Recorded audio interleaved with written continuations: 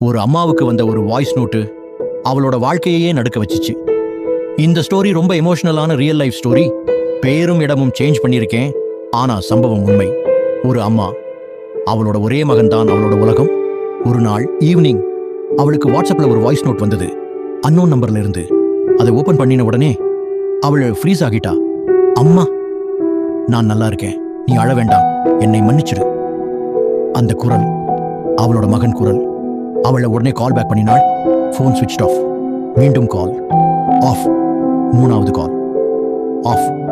அவளோட கைகள் நடுங்க ஆரம்பிச்சது, இதயம் வேகமா துடிக்க ஆரம்பிச்சது. அவள் அந்த வாய்ஸ் நோட்டை மீண்டும் ப்ளே பண்ணினாள். இந்த முறை அவளுக்கு ஒரு விஷயம் புரிஞ்சது. அந்த குரல்ல பயம் இல்லை, அழுகை இல்லை, ஒரு மாதிரியான கடைசி விடை பெறும் மாதிரி. அந்த இரவு முழுக்க அவள் தூங்கவே இல்லை. அடுத்த நாள் நடந்தது யாருமே எதிர்பார்க்காத விஷயம்.